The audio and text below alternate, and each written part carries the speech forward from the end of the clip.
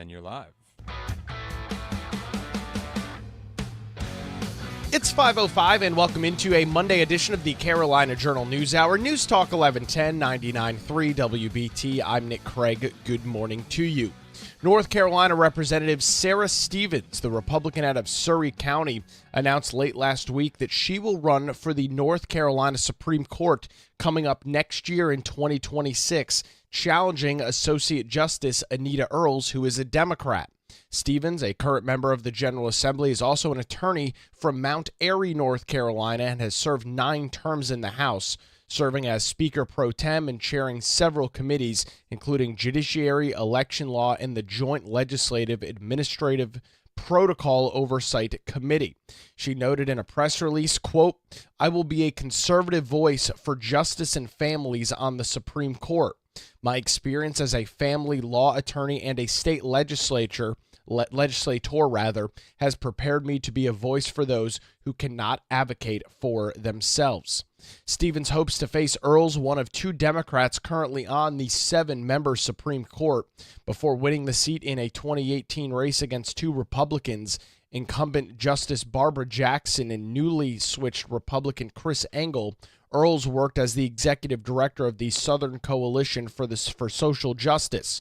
She was appointed by Governor Roy Cooper in 2020 to the chair of the North Carolina Task Force for Racial Equity in Criminal Justice.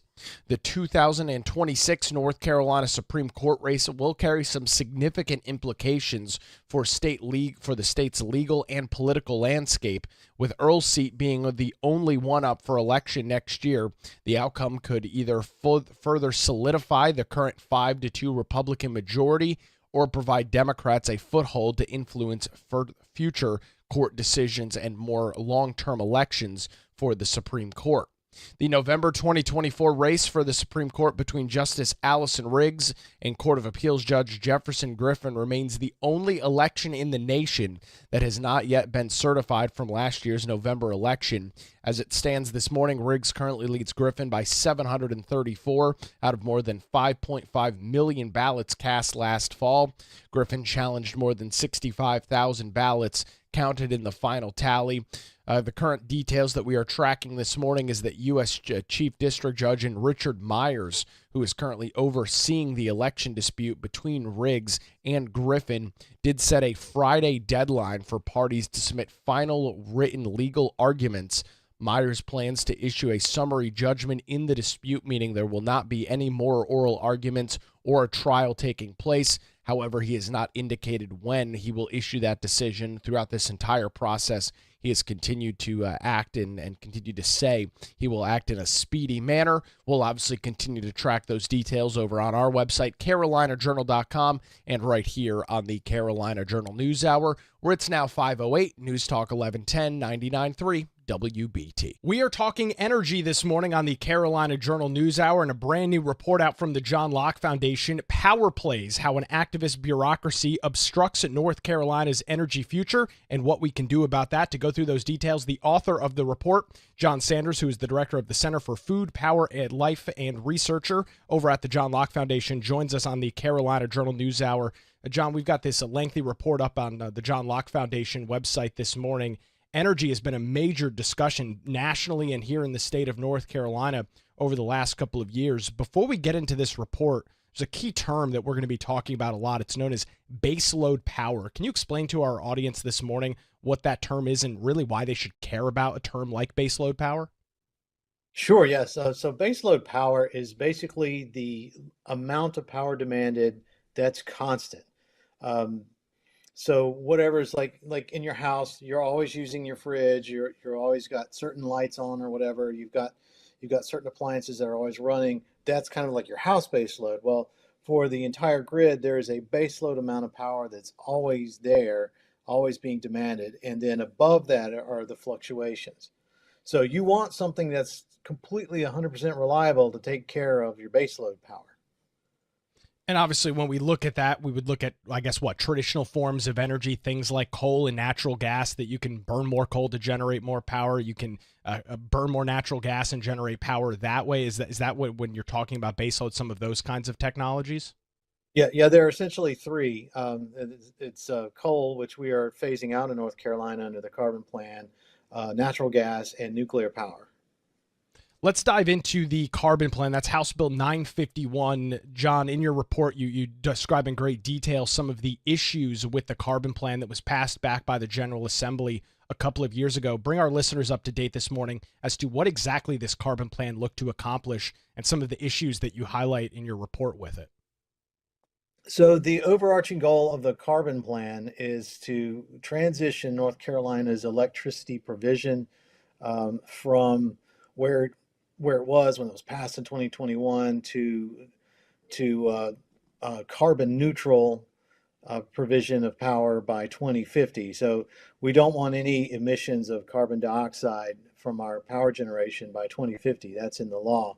But a big part of it was by 2030, they wanted to cut the carbon emission levels, the CO2 emission levels, to down by 70% by 2030 from where they were, which is kind of the baseline for this in 2005.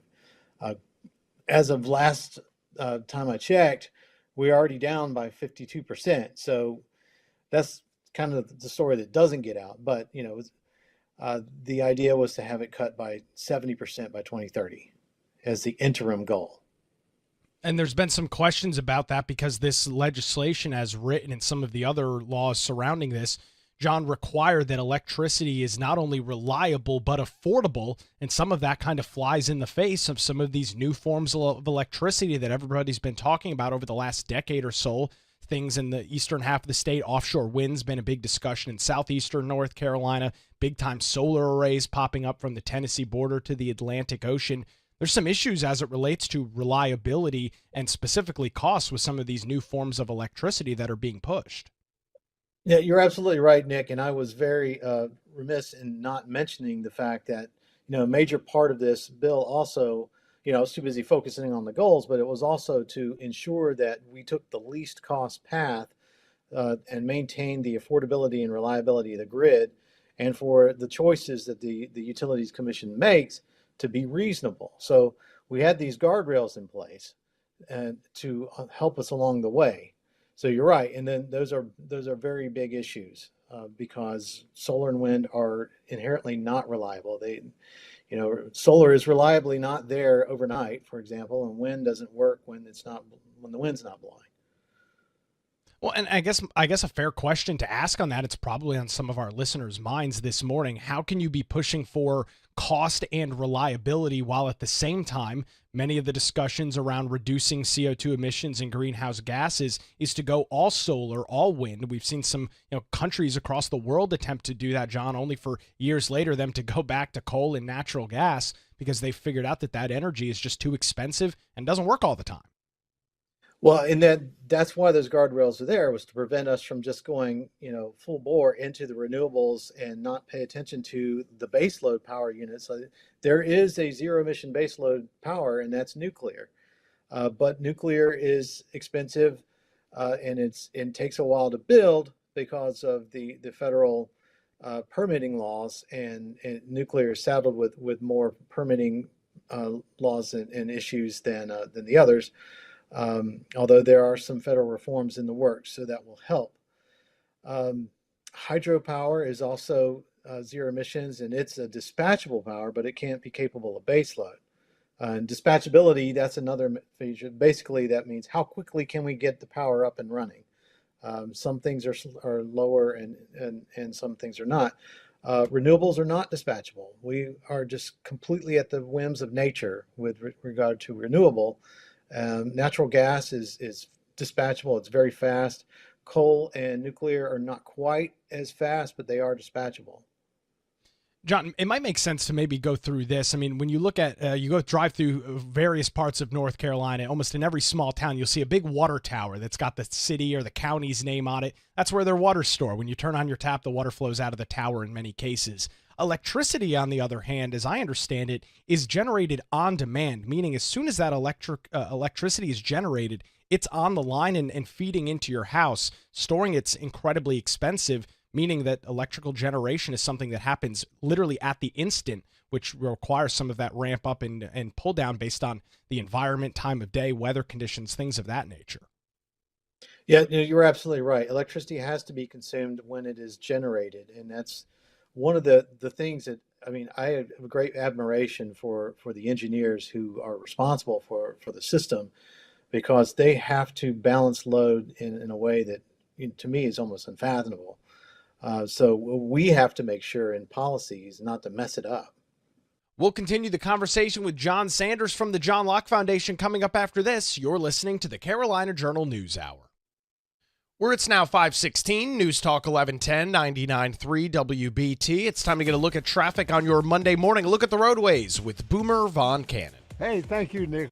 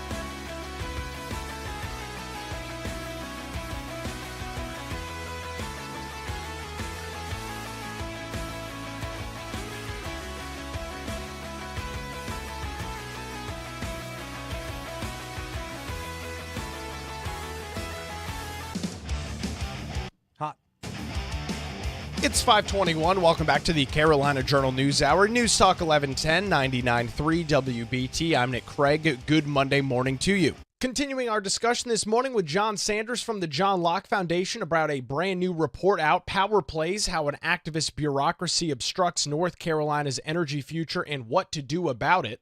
Let's talk a little bit about natural gas. You're in your report, you seem to indicate, it's right on the cover of the report, that really is a great solution going forward. As you mentioned, coal has been phased out. Many of those plants operated by Duke Energy are now operating as steam plants, burning natural gas to generate steam and using that as a power generation source. Are we putting enough emphasis on natural gas, and what are some of the environmental impacts for folks that are concerned about greenhouse gases and CO2 emissions? Is that a realistic alternative?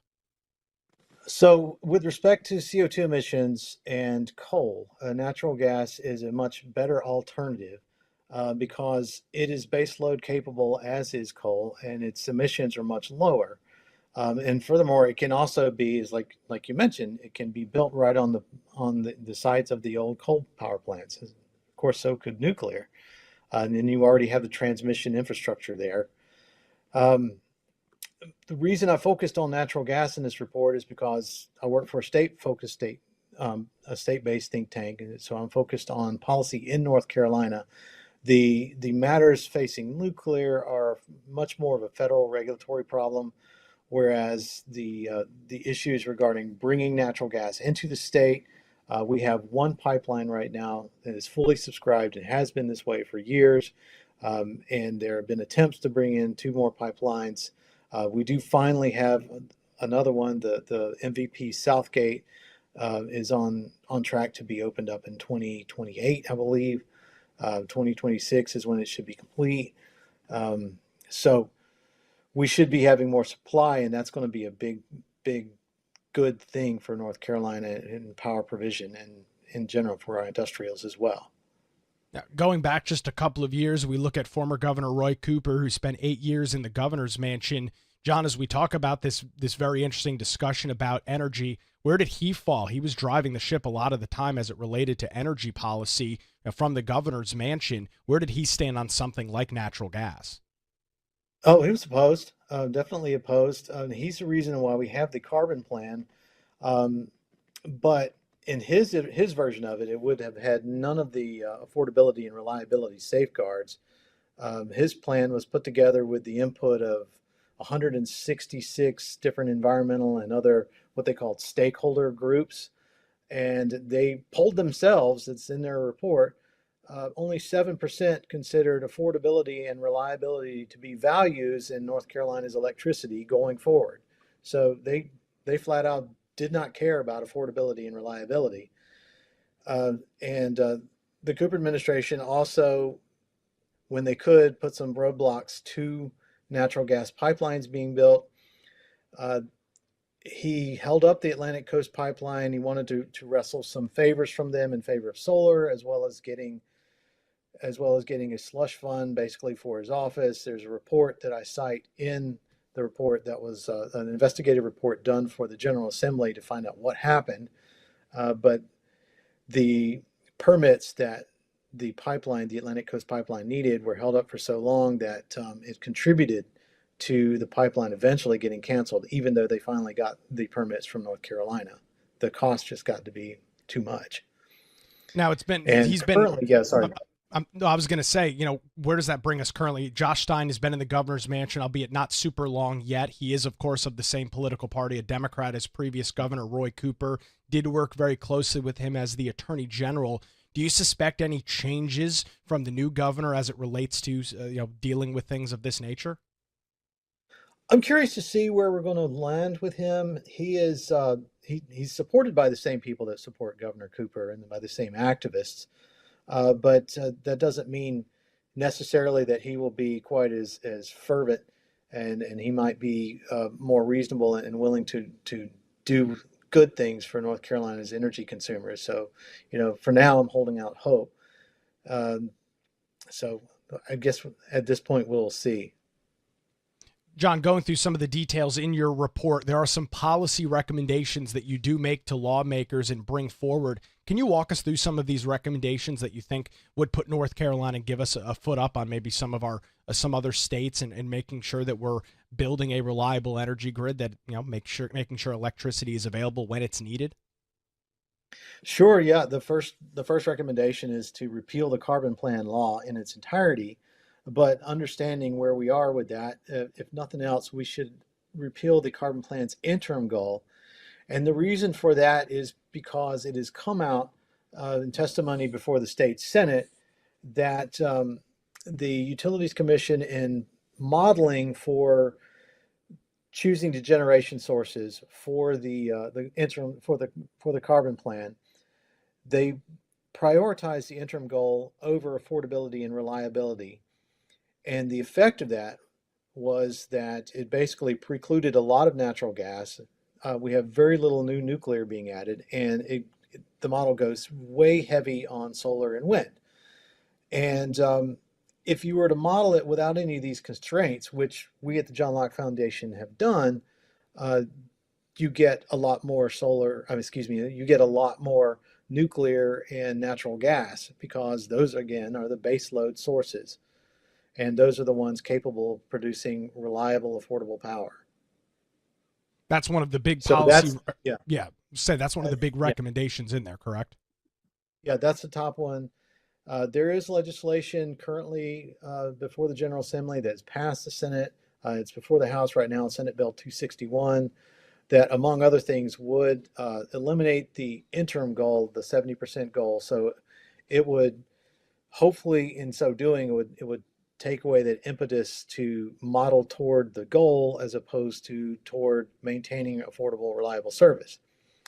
Another one would be to pass what is called an Only Pay for What You Get Act. That one might take a little bit of describing, but essentially it would align utility incentives with costs and consumer needs in terms of the new generation that it builds. It would see currently when the utility builds a new power plant or a new power facility like solar or whatever, their investors are allowed to make a profit, capped profit on building the plant. Doesn't matter what it is, and it doesn't matter how reliable it is. So, in the sense of solar, which is not near as reliable as natural gas or nuclear, uh, they have to overbuild to to adjust for this lack of reliability. Investors aren't going to complain about it because that means they get to make a profit on more facilities. So what Only Pay for What You Get Act would basically let them profit only on the reliable portions of the facilities, and that reliability is measured by their capacity factor, the percentage of time basically that the power plant is generating, and the utilities already measure that for their plants. So that's what this would do.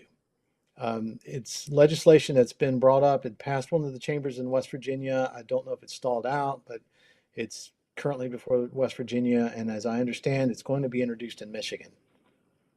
Obviously, we'll continue to track this not only here across the state of North Carolina, but seeing how other states handle some energy issues that they're having as well. John, there's a lot more in this report that we don't have a chance to get into this morning. Where can folks get the latest details? There's a lot of great pictures and documentation that's available for folks to, if they want to read some more and get some more information. How do they do that this morning? Sure. Go to our website, johnlocke.org, JOHNLOCKE.org. Look under reports or just scroll down. You will see it, power plays, and please look through it. We've got a one-pager that kind of hits the highlights on it. So would love your results and feedback on that. It's a great update this morning. Jon Sanders from the John Locke Foundation joins us on the Carolina Journal News Hour. Where it's now 5:31, News Talk 1110, 99.3 WBT. Another look at your roadways on an early Monday morning commute with Boomer Von Cannon. Hey, thank you.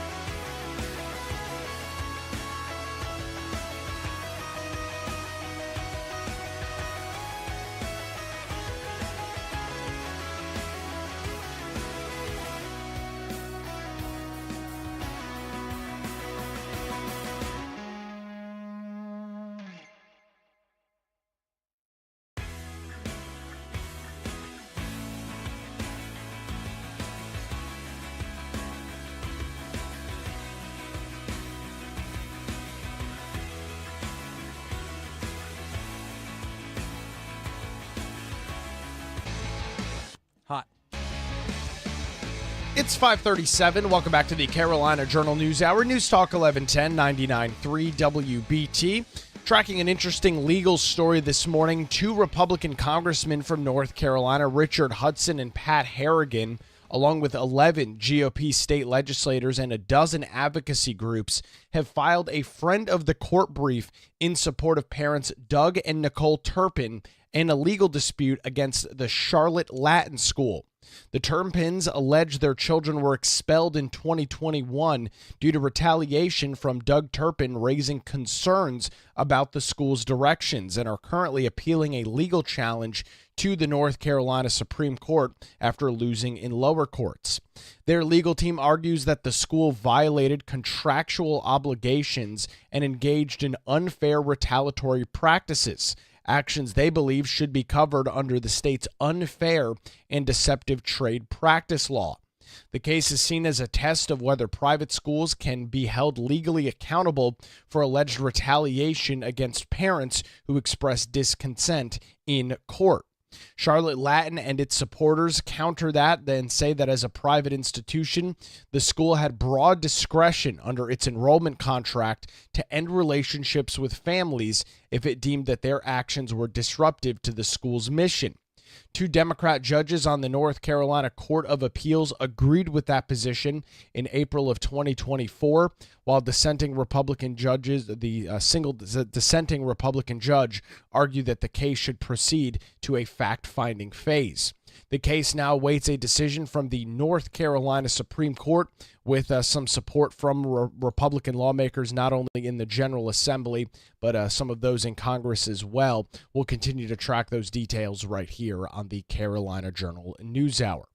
Turning our attention to some other statewide news this morning, the North Carolina General Assembly advanced several healthcare-related bills last week addressing Medicaid work requirements, hospital regulatory relief, as well as broader healthcare reforms amid ongoing debates over the state's very high healthcare costs, which impact providers, patients, and taxpayers. First, we turn our attention to House Bill 434. That's the Care First Act. It's a comprehensive healthcare reform bill it passed the House with a nearly unanimous vote, 109-1. Signaling strong bipartisan support. The bill aims to streamline the prior authorization process, enhancing pricing transparency and improve patient access to timely care. Representative Timothy Reeder, the Republican out of Pitt County, said, quote, "This bill will put patients first and physicians back to making decisions about health care. It protects our patients and puts our patients before insurance company profits." As we previously discussed, House Bill 434 aims to eliminate red tape that causes delays in the authorization process that many patients must endure in order to receive treatment. The bill would require health insurance companies to make timely decisions on treatment authorization, consult with doctors before denying requests, and reduce the number of procedures requiring prior authorization from the current number where it's over 2,600 to just 1,600, potentially saving more than $1.8 billion annually. Representative Reeder said, "Right now we have cases where psychiatrists are reviewing the care of a neurosurgeon and trying to say that a physician, no, you can't do the surgery, when they have no expertise and they're not even licensed in North Carolina. That is just wrong."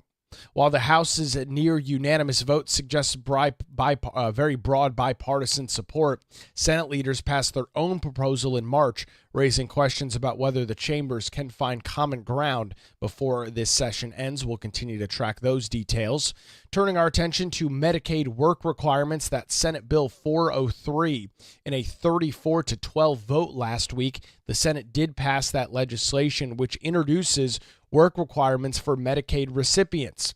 The bill mandates that able-bodied adults between the ages of 19 and 64 years old meet certain minimum work requirements in order to maintain eligibility for statewide Medicaid benefits. According to Senator Ralph Heiss, the Republican out of Mitchell County, he said, quote, "I think it's very clear with the new administration that CMS, the Centers for Medicare and Medicaid Services, opinion on work requirements has significantly changed.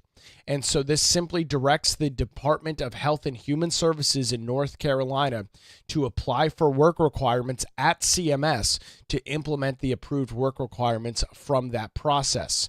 As it stands right now, there is a House companion version of this legislation that currently awaits action in the House Rules Committee. We'll continue to track details there.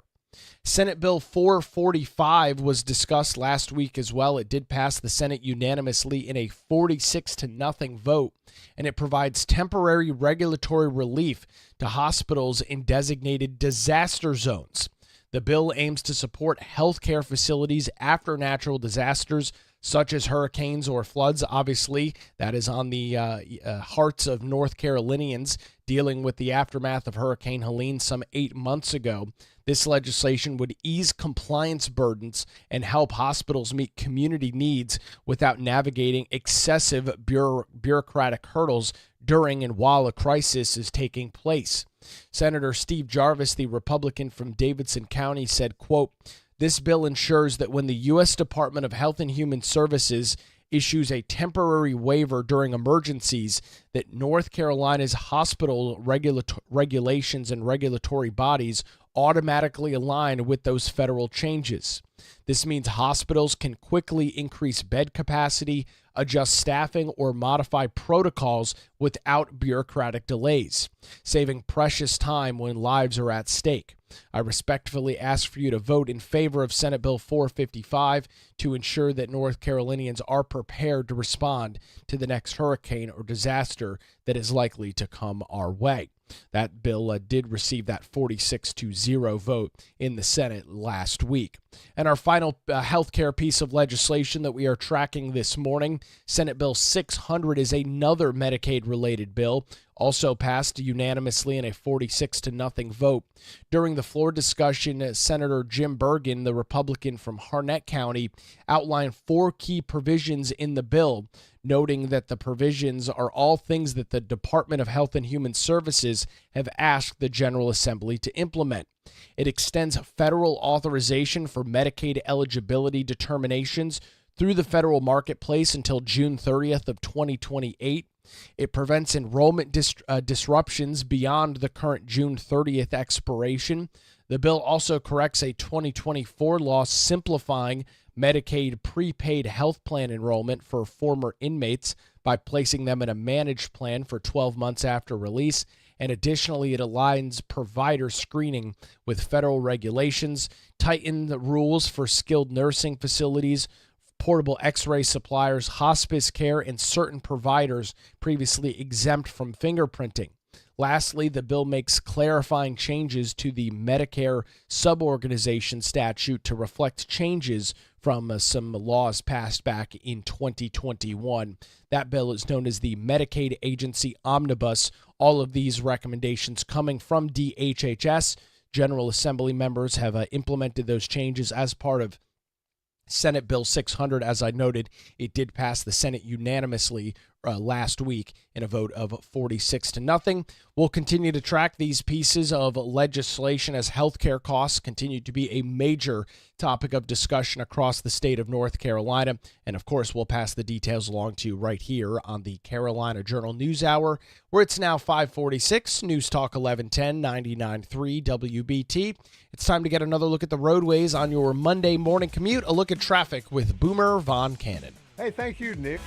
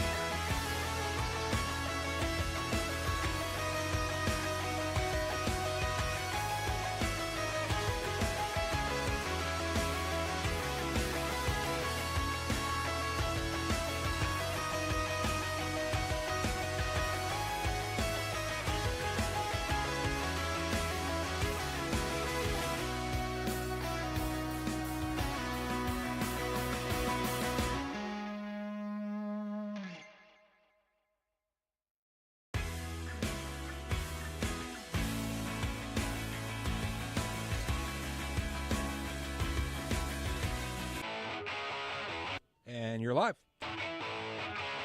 Good morning again. It's 5:53. Welcome back to the Carolina Journal News Hour. News Talk 1110 99.3 WBT. We've got some updates on legislation that we were tracking last week here on the Carolina Journal News Hour.